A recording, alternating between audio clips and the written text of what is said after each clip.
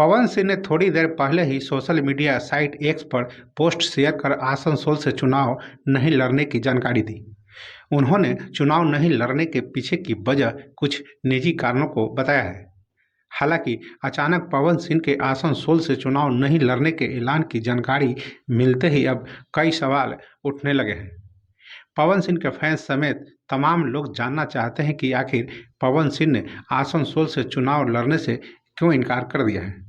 तो सबसे पहले नमस्कार, आप देख रहे हैं न्यूज़ और मैं आपके साथ विपिन। भोजपुरी सिनेमा इंडस्ट्री के सुपरस्टार पवन सिंह ने पश्चिम बंगाल के आसनसोल लोकसभा सीट से चुनाव लड़ने से इनकार कर दिया है। सुपरस्टार के नाम से मशहूर पवन सिंह ने थोड़ी देर पहले ही सोशल मीडिया साइट एक्स पर पोस्ट शेयर कर आसनसोल से चुनाव नहीं लड़ने की जानकारी दी। उन्होंने चुनाव नहीं लड़ने के पीछे की वजह कुछ निजी कारणों को बताया है। हालांकि अचानक पवन सिंह के आसनसोल से चुनाव नहीं लड़ने के ऐलान की जानकारी मिलते ही अब कई सवाल उठने लगे हैं। पवन सिंह के फैंस समेत तमाम लोग जानना चाहते हैं कि आखिर पवन सिंह ने आसनसोल से चुनाव लड़ने से क्यों इनकार कर दिया है। बता दें कि शनिवार को बीजेपी ने लोकसभा चुनाव के लिए अपने 195 उम्मीदवारों की पहली सूची जारी की थी, जिसमें पवन सिंह का नाम भी शामिल था। पवन सिंह के अलावा भोजपुरी इंडस्ट्री से दिनेश लाल यादव, रवि किशन और मनोज तिवारी का भी बीजेपी की इस लिस्ट में नाम शामिल था। इस लिस्ट के आने के बाद पवन सिंह ने बीजेपी नेतृत्व को इसके लिए धन्यवाद भी दिया था। वहीं उनका नाम अपने साथियों संग खुशी जाहिर करने का वीडियो भी सामने आया था। लेकिन ठीक एक दिन बाद रविवार को पवन सिंह ने सोशल मीडिया साइट एक्स पर पोस्ट कर दिया। भारतीय जनता पार्टी के शीर्ष नेतृत्व को दिल से आभार प्रकट करता हूं। पार्टी ने मुझ पर विश्वास करके आसनसोल का उम्मीदवार घोषित किया, लेकिन किसी कारणवश मैं आसनसोल से चुनाव नहीं लड़ सकता। नहीं लड़ पाऊंगा।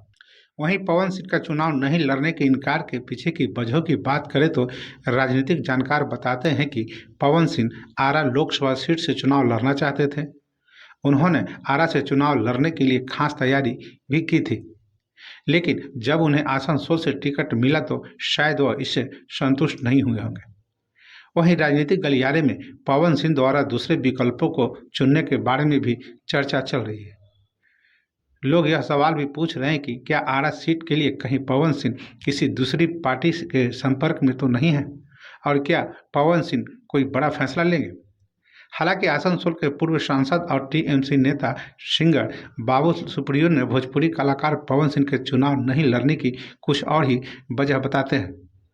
दरअसल पवन सिंह के चुनाव लड़ने से इनकार के ठीक थोड़ी देर बाद बाबू सुप्रियो ने भी साइट एक्स पर एक पोस्ट शेयर किया।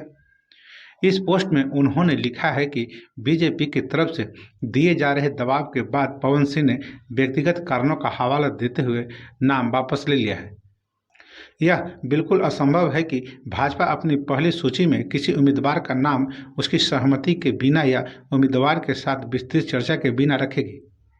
आज सुबह भी भाजपा उनकी उम्मीदवारी का बचाव कर रही थी।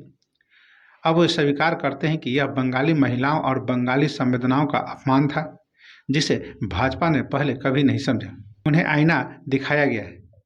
हालांकि मैं दोहराता हूं, मेरे पास कलाकार पवन सिंह के ठीक थोड़ी देर बाद बाबू सुप्रियो ने भी सोशल साइट एक्स पर एक और पोस्ट शेयर किया। इस पोस्ट में उन्होंने लिखा है कि बीजेपी की तरफ से दिए जा रहे दबाव के बाद पवन सिंह ने व्यक्तिगत कारणों का हवाला देते हुए नाम वापस ले लिया है। यह बिल्कुल असंभव है कि भाजपा अपनी पहली सूची में किसी उम्मीदवार का नाम उसकी सहमति के बिना या उम्मीदवार के साथ विस्तृत चर्चा के बिना रखेगी।